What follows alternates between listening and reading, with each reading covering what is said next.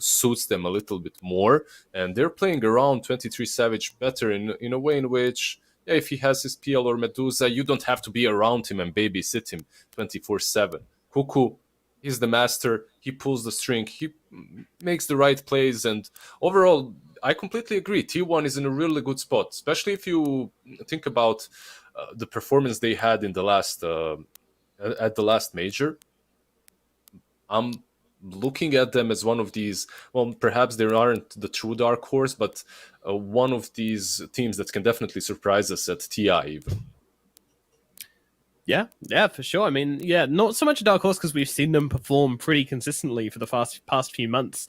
A little bit disappointing in ESL 4. I think it came third there, but still a very good performance from them. We know not to underestimate this team. SG Esports, you know, they could do anything. They could put up a really good performance here, or they could get run over. We will find out. And let's jump into the draft as we are now getting started with game number 1 in this best of 3 series here at the OGA Dota Pit. And let's see how T1 address this. Do you want them to take the bull by the horns and immediately start addressing this concerns? You know, maybe ban, you know, they've already banned the Clinks, maybe ban the Sven next or the Omni Knight?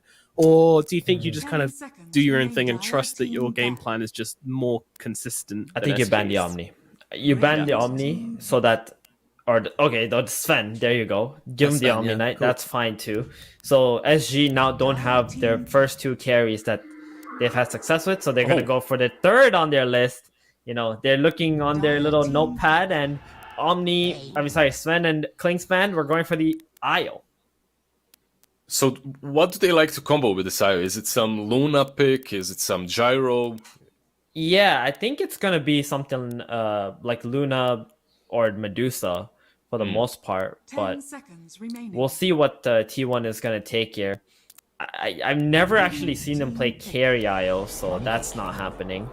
They just go with the Bane and the Monkey King, something very standard in the patch right now. There was, if you guys remember the patch, so they go with IO Luna, okay. Yeah. If you remember the patch in which IO was, he's still strong, but there was a single patch, offlane IO +1, or safe lane +1, you just couldn't play against that. IO plus Gyro would be not only strong later on, but they would be dominating the lane. IO got reworked a little bit after that, and he's not as strong. But even back then, there was this idea of Bane plus Centaur, or Bane +1. And you just go on that lane and you dominate them. I'm surprised that teams aren't really recreating that anymore. They aren't putting this Bane. You can be a 5 on the offlane. They aren't trying that, but maybe it's gonna happen. Maybe the Monkey will be a 4. Guys, do you remember in Game 3, LGD versus T1, what Cuckoo and Zephyr got destroyed by? Which series, sorry? LGD T1. Yes. Dire team ban. No, I don't. Do you, Lizard? I'm waiting. It's too many games. It was Bane Monkey. It's right in front of you. Oh, the Monkey. And the Bane. This was the exact lane that LGD used to destroy that Night Stalker bench of T1. Yeah, and they now, weren't allowed in that lane, actually. I remember now. Yep. You can't play. How do you play against that, right? Yeah, it's so strong. I mean, these two are probably the strongest like carry and laner right now that we've seen in the tournament. So they put those two together. They're like, guys, we're going to secure the safe lane no matter what. And now we can draft our off laner plus position 4 later in the draft. Or we can still flex the Monkey if need be. But for the most part, now you can like try to pretty much win both your side lanes by doing this. Dire team ban. It's like the onus comes on to the opponents to try and counter this Bane Monkey lane, which is incredibly difficult. I'm just very interested in these 2 bans that are, even 3 that are completely securing the IO pick, because I don't really see teams doing that. Like you're banning out Storm, okay, it's a bit more versatile, but this Disruptor and Kunkka ban, I mean, it used to be a counter to IO. It used to be picked, but that's like 2017. It's been a while. Peculiar. Well, Disruptor, I do know that Whitemon is spamming that hero a lot right now. That's true, yeah. He loves it. So that might be one of the reasons. But Kunkka, though, yeah, that came out of nowhere. That's for sure. But Liz is just upset because he hasn't seen Conquer yet, and he really no, wants even to. even the disruptor. I know Whitemon is spamming it, but you already have Bane on your team. You would be picking Bane and disruptor Right, as right. your two supports. That doesn't sound too scary. Dire team Makes pick. sense not to ban it. Yeah. To be fair, they play a lot of Conquer as well, so Mirana. Marana, there it is, the T1. position 4 that can also connect with the Bane. So they're mixing in some of Team Undying's combinations there too, or Team Spirit. They've also done something similar with the Marana. yep, Some It's a classic solid combo. synergy. Yeah, yeah, it really is. These three heroes are just best friends, 5 skipping seconds through life. remaining.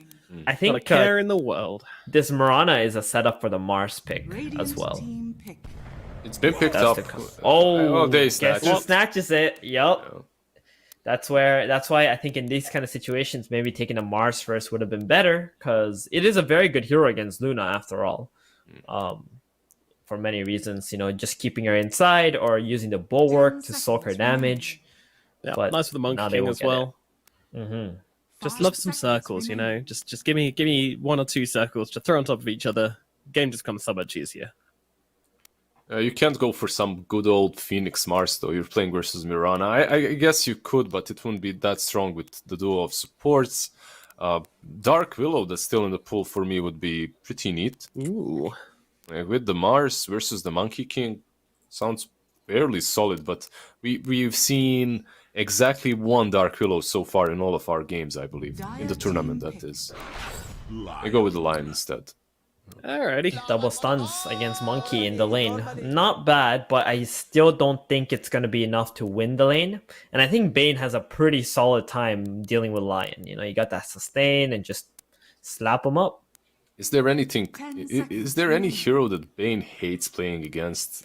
I guess I Nature's think- Prophet and summon Yeah. heroes, right? And that's Yeah. about it. Summons, Keeper of the Light, just things that can push lanes out. Ignore him, yeah. Just ignore and Yeah. push.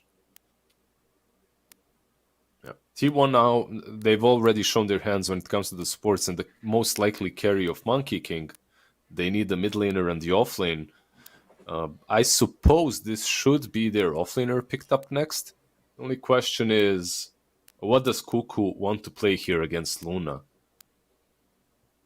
Beastmaster banned out. There is some Doom that they played, but I don't really like that versus Io that much. I think Sand King or something could be good. Just a He Venge. goes for the Venge. All right.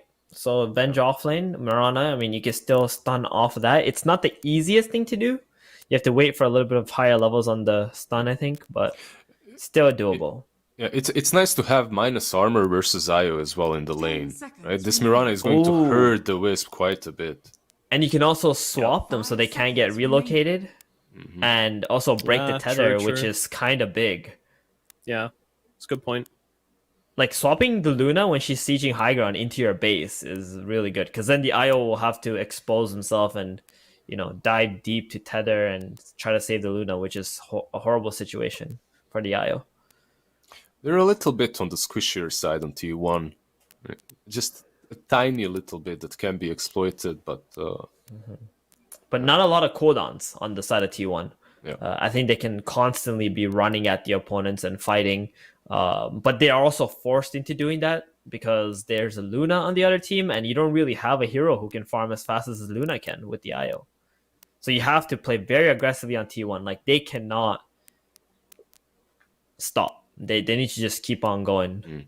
one good thing about always going is you have this Mirana that isn't really afraid of going in deep and giving you info. So early on in the game, you will have those ancients scouted at all times, or you should have them scouted. You have Moonlight Shadow as well to work with to innovate. So there are Mirana just brings a lot to the table. Some of these things that you don't at first think about, but there's a reason why the hero is picked constantly. Void Spirit banned out, meanwhile, by SG. Yeah, both teams need a mid laner now. What mid laners do you think would really complete these drafts? What do they need on both of these teams? 10 seconds. Well, T1 is banning out the Viper that's good versus Monkey King, right? Meanwhile, for SG, any Spirit for me would be good, but sadly they banned all three of them. So I would have loved the Storm on them. I would have loved the still Void a Spirit fair. or Ember. Yeah, probably not. Rip my boy Spirit. We did see it mid, but unfortunately that hero is very punishable now. If you don't get those fights rolling, and if you don't start snowballing, then 5 seconds you don't remaining. What have about some much impact. Adriano Lina with the Mars? And it's doable, but I would rather see a playmaker on their side. One of these high skill in and out heroes, but Yeah, I mean, ADR is definitely the most versatile mid laner. He's played just about everything. Radiant And team pick. it was good on T1 to actually ban that Invoker second phase. They didn't want to play with that double buff Luna. Maybe I we think that go would have Puck here on 100% been the SG. best. Some And the lockdown. the Veno as well, just protecting Monkey King. They are literally just protecting their carry with the 10 last 2 seconds bans. Actually, this Mars could be mid. ADR It could has be, played yeah. that, 5 so seconds that remaining. there's always that possibility too. That's why they banned the Venom, like you said, protecting the Monkey King. I'd really like to see an ADR Puck Dire here. team pick. I think it rounds up the draft very nicely, but they'll go with the Leshrac. More tower lots of damage. magic damage, lots of tower Wow. damage. Yep. So this is a problem for T1, right? Because you gotta always fight in this game, or else the Luna's gonna off farm you. And now, if you ever do die, the punish from SG side is insane. They got Edict, they got Luna being buffed by IO. Like, 5 these towers are gonna seconds melt. remaining. Now T1, even though they can kill heroes, they're gonna need to have some kind of a tower killer themselves. Or else all these like fights that you're gonna do, you need to play the game absolutely perfectly. Are they getting the Lina here? I think they wanted Lesh. You could Yeah. get that versus the Leshrac, I suppose. You don't really have too many good options for the laning stage as well. Maybe they go for like a Lina here on T1. Yeah. So it is kind of does tower damage, right? With Yeah. the attack speed and the stuff. So Well, there are DK some could maybe other be an option. there are some other out there options for T1 that they pick, but like Doom mid and whatnot. But I don't think it's good. They go with the Quap. inspired by the previous game, I like this Yeah. Quap, honestly. I mean, they're kind of all in on this like ganking, running around, like killing playstyle, but that's exactly what they have to play. I'm just worried about their tower damage, and the rush potential is kind of slow as well. But again, like T1, they have to play this game perfectly. But if there's a team who can execute this draft, it's them. Yeah, they're Yeah. put in a position in which they have to outplay, which isn't really a position that I like a team to be in. At the same time, I agree. I think they're a little bit of a stronger team, and if they execute properly, if Lion doesn't go ham and just catch Queen of Pain every single time, Wait, I think they got it. why are there 2 Venges in this 10 draft? seconds remaining. Look at that. They look exactly the same. identical. 5 That's seconds insane. remaining. It's like sisters. What's up with If you Mirvana's? beat up Cuckoo, then Carl's gonna be like, "Hey, I heard you mess with my sister." Anyways, yeah, I mean, the thing about T1 though is that if one hero is a tower pusher, everyone's a tower pusher because you got Venge with that aura, right? Kind of. But you still don't have a straightforward hero that just stands in front and, besides Venge, that stands in front and hits the tower. You don't have that. Like, your offlane is Venge, your mid lane is Queen of Pain. It will be very difficult to take objectives. And yeah, thank you, Bcop. I was going to say, why did Mirvana's pet face look so flat? It looked like a square. Like, you didn't notice? Never mind. In any notice case, I was too yeah, distracted by I sisters. really think that T1's execution will be more difficult than SG's. Okay, all right, fair enough. So does that mean you're gonna move? Well, you guys were both going for T1 then? I'm still gonna go with T1. I think it's just Yep. harder for them to win, but I'll still go with them. I swear, if the drafts were flipped, I would have been like, yo, SG's draft got this, but I think T1 is going to put on a show, and it's going to be really fun to watch them execute this draft. I'm going to have to go with T1 here, too. Alrighty, I'm afraid that's going to be 3 going for T1 then. I mean, it would have taken a pretty hard out draft for me to go against them. But hopefully, the SA boys can show us what they've got, continue the momentum from yesterday, and put up a good showing here in game number 1. And let's start over to our casters for this game. We have Bcop and Mo Farah. Run like the dogs you are. Thank you very much. No, man, yeah, SG trying to ride the wave.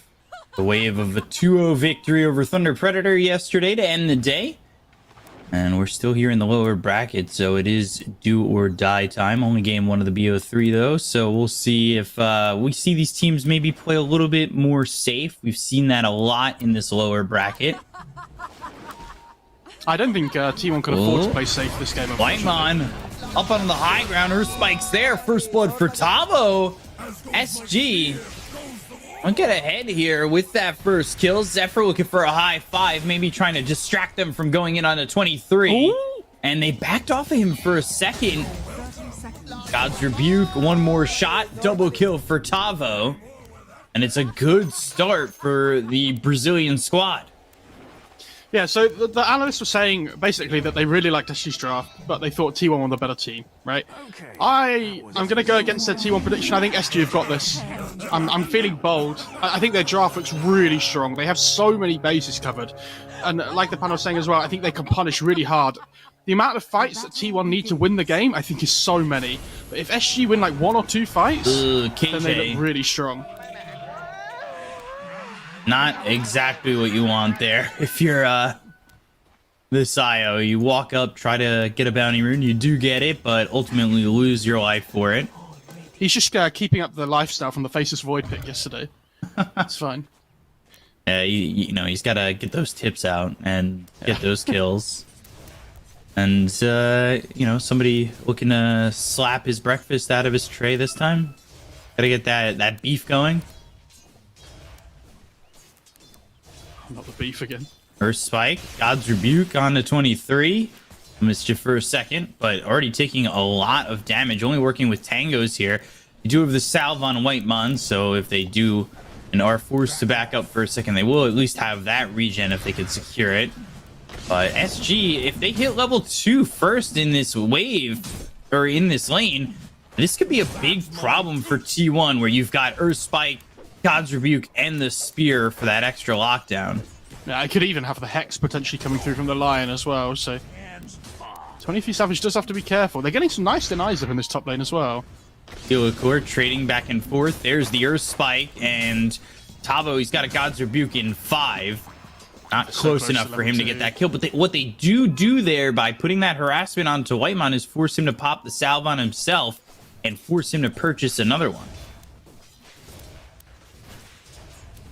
Yeah, for sure. And mid lane, you know, trading relatively even so far, as to be expected, I think. But how's the bot lane going? Because I think that's going to be an interesting one, because it's the Venge Mirana, right? I think they should have just ended up trading farm against each other, but if the Wisp ever steps up out of position, they have this double stun, right? Oh boy. Whitemon, he's speared back. They've got the Hex, they have the level 2s. He's already used the God's Rebuke as well as the Spear. They're trying to catch up with the Boundless Strike and the Jingu now that 23 is level 2. So they kind of miss out on the opportunity there as Tavo, instead of going for a tree with that Spear, goes just for the pushback near the tower to give them some time to finish the kill, and it's just not enough time. Yeah, so the Monkey King, when he hits that level 3, I think this lane gets a lot more difficult for SG. Like, that second point in Jingu makes it really difficult to lane if you're the Mars. So they just need to try and get to that point on T1. They'll be fine. KJ already starting with the tips, throws one the way of Zephyr. It's a 1k lead already. It just ticked over. I don't know if you saw it. Towards SG. I see everything. Never gonna get by me, Mo. Come on. You know that. Yeah. We'll say, though, with the aggression that came out from SG early on, they're kind of lacking mana in this lane. Yeah, there's a clarity for the Lion, but Boundless Strike coming in from 23, Earth Spike going to Whitemon, so this is kind of split between the two of them. Tavo, he doesn't have any mana to work with. Radiant's courier has been Ooh, easy peasy. AJ losing that courier. Zephyr getting himself courier. Does he throw the tip right back to KJ? Oh, he's expecting the tip back. Managed gamers. Beak up. Arrow eaten by Costabile. Oh, that's the save KJ. I have to say, this lane that Costabile and KJ have, I feel like we've seen it a few times where they played the Sven Omni as well. They seem to have a really good understanding of how they want to lane together. And they seem very in tandem. Oh, Tavo.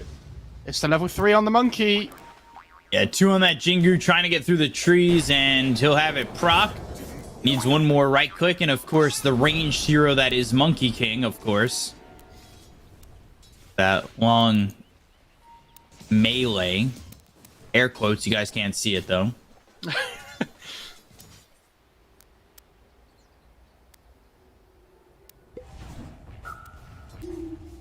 I know, lane's going pretty well for SG still. I mean, obviously, the double kill at the start of the game for Tava, I think, has made his laning stage so much easier than it could have been on the Mars. Mm-hmm. I think having that extra bit of gold at the start has really helped him. You know, obviously it will, but...